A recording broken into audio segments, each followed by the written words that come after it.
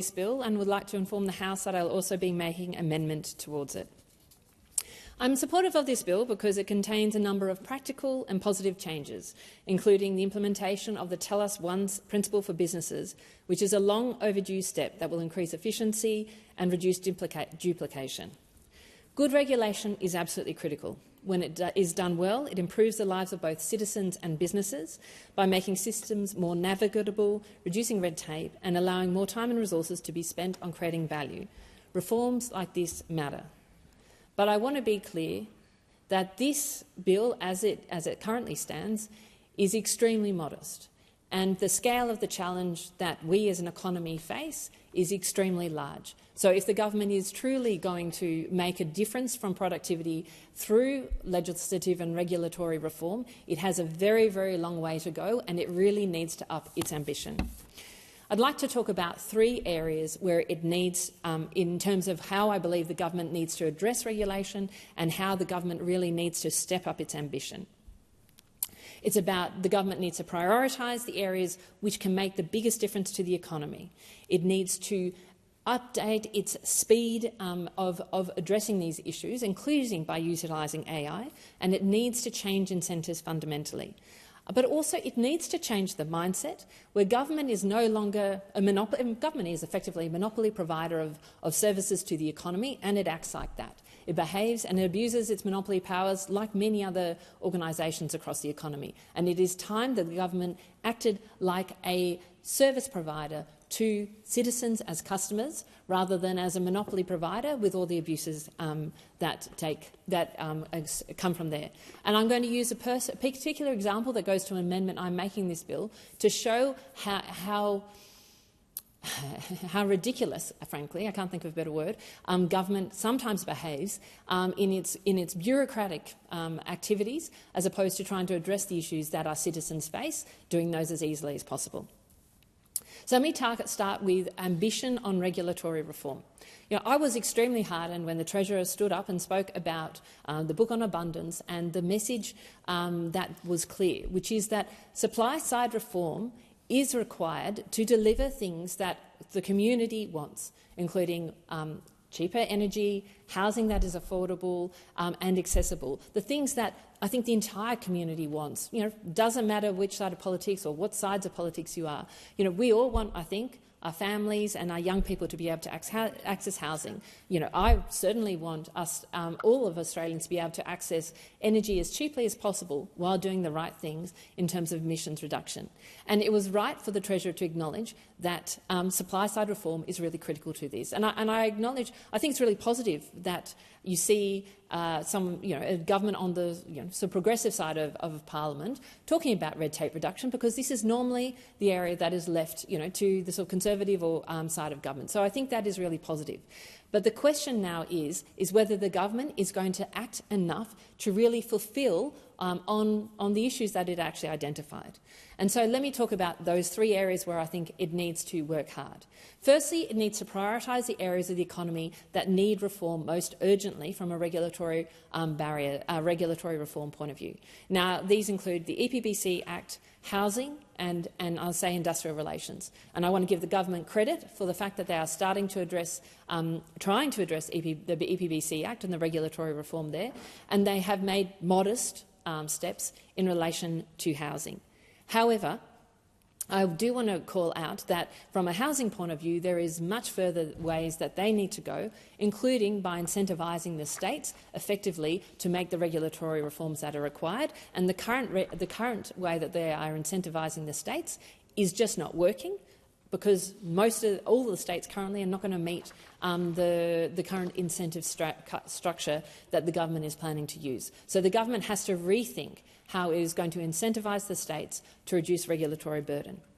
But the other area that it should be addressing, honestly, is industrial relations. And this is a real blind spot, I believe, for the government, because we have in this country, we have always had a pendulum approach to industrial relations reform, where we have one side of the major parties comes in, brings in lots of red tape, the other side of the other parties come in, changes a lot. This is really, it's incredibly unproductive, and it's very damaging for businesses and also consumers, because what we're doing at the moment is just having a pendulum swinging approach to legislation, rather than basically sitting down, honestly getting the Productivity Commission to look at our industrial relations settings and say, okay, what are the impact on productivity of our industrial relations settings? What is the impact on growth? And what are the trade-offs that we're willing to make? Because we will always make trade-offs, I think, to protect workers. That is really important. But at the moment, we can't even have a civilised examination of the evidence to see where could we make a difference here in a way that is, what are the trade-offs that we're implicitly making in an ideological way as opposed to in a way that is fact-based. And I want to call out the government's reluctance over the last 4 years, or coming up to 4 years, to actually look at award simplification. This is an area where the government could legitimately show to businesses that they're serious about trying to make things better for business as well as for workers. This is an area where, when I try and talk to my niece and she asks me, am I being paid correctly? It took me hours to try and work out whether she's being paid correctly because of the complexity of the awards. That complexity serves nobody except lawyers, and it stops actually as a country us moving forward. This is an area where the government could take action in a way that continues to protect workers, but it hasn't to date. So the government needs to be, if it's serious about regulatory reform, it needs to get more serious about housing reform, and it needs to look at industrial relations as well. Secondly, it needs to up its ambition on speed. It has been 6 months since the election. It has been probably 5 months since the Treasurer spoke on these issues. There have been, as I understand, around 400 areas of regulatory reform identified by the regulators as potential areas of reform. But we need the government to be showing what is the plan to address these areas and how quickly they're going to deal with this, because this is hard. And this really comes to the third point I want to make, is I believe we need to change the incentive structure around regulatory reform. There was a lot of discussion at the Economic Reform Roundtable about the idea of balancing risk and growth. And this is actually, I think, quite a fundamental question that we are trying to face as a country, because regulation is there for very good reason. It manages risk. But regulation in various forms can also have a very big impact on growth. And we need to acknowledge that difference, and we need to consider how those two interact.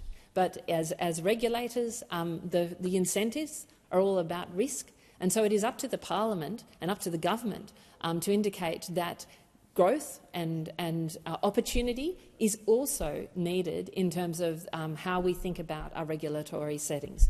And I think this is where we need some explicit guidance to regulators to do this, and I believe we need some incentives to achieve that as well.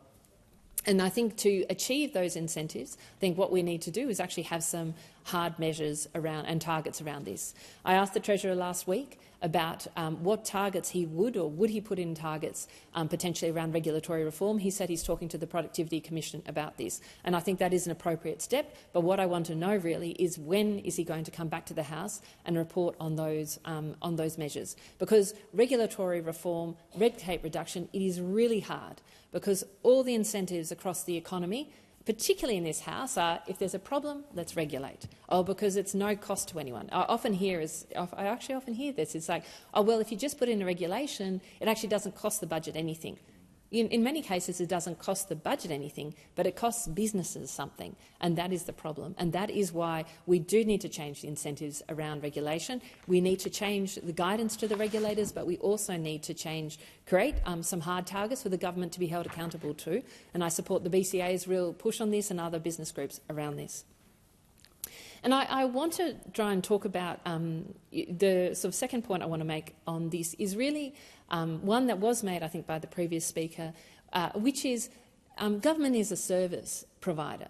Government, but it is a monopoly service providers. And I think across the economy, we are suspicious as a country of monopoly service providers, because we know that if you let a monopoly run a service, you often get poor service. And that is what we get too often from government. I have had so many conversations with members of my community who have gone to Service Australia for a particular issue and have spent literally hours on the phone and then are cut off and can't get back on the calls, and all these issues relating to how government interacts with individuals. And the truth is, government is not accountable to this, because how do you hold government account to this if you're just a citizenry? That is what we have to do. And I believe we as a parliament need to reorient ourselves away from, towards, what are the things that make a difference in people's lives, what are their touch points with government, and how to make it as easy as possible to deal with government as possible. So how can we do that? And that really comes to my amendment, because it is a terrible case where government is working completely against the interests of the country and of individuals. So I have a constituent. She is Major Caitlin Peddle. She is a member of our armed forces. She was posted overseas while she was pregnant, and because she was posted overseas rather than deployed, because pregnant women cannot be deployed, because she was posted overseas rather than deployed, she was refused paid parental leave that is open to all Australians, because she was going to be overseas for more than sort of the requisite amount of time. She was serving the Australian people overseas, but because of the technicality that she was posted overseas, she was not eligible for paid parental leave.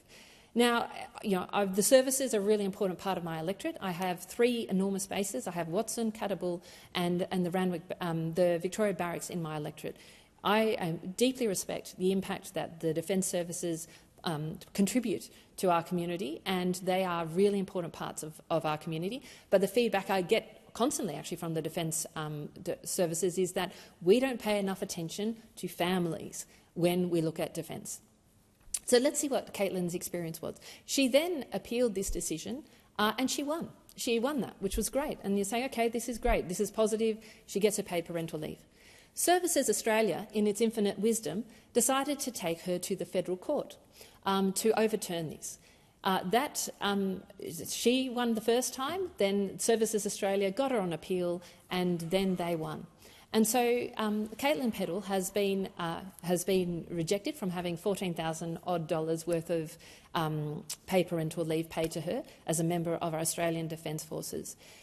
Services Australia has spent tens of thousands of dollars fighting a member of our Defence Forces from getting paid parental leave.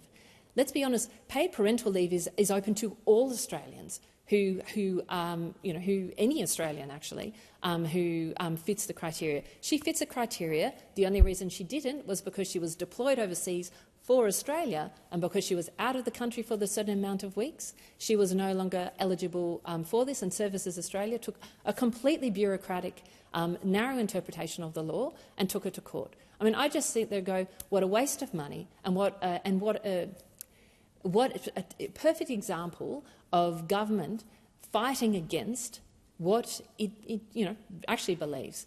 I can't think of a single person in this House who would argue that a member of our Defence Forces, when posted overseas, shouldn't be eligible for paid parental leave.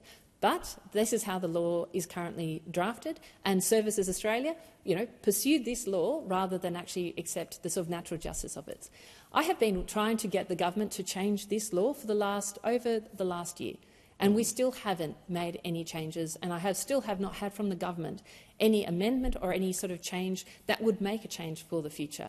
So I am putting forward an amendment in this piece of legislation that will, as I understand it, based on the drafters, give rise to the fact that this situation won't happen for other people in the future. Now, I spoke to Caitlin this morning, and she, I've got to say I have full admiration for her. She said, look, it's not about me. I just want this not to happen for other people. She said, I know that there are other people out there who are also being denied paid parental leave because they have been posted overseas. And she's just trying to fix this wrong. And I am just asking the government to do something about this, because I have been asking you to do this for the last year. I've been asking very politely, and I think that this is an example where the government needs to act, and it should be acting today. So I ask the government to support this amendment, or to come up with a better answer and a time frame under which it was going to be delivered. So I think in closing, I think the point that I'm trying to make here is that government is a monopoly. It is an imperfect monopoly, and it abuses its power. And I think we need strong incentives to make sure that government actually acts in the interests of the country and of its citizens. And when it sees bureaucratic knots being tied amongst its citizens, it should act. And if it's not willing to act on these little issues where it's a clear path, I have little confidence that it's going to act on the big issues that are more difficult to fix. Thank you.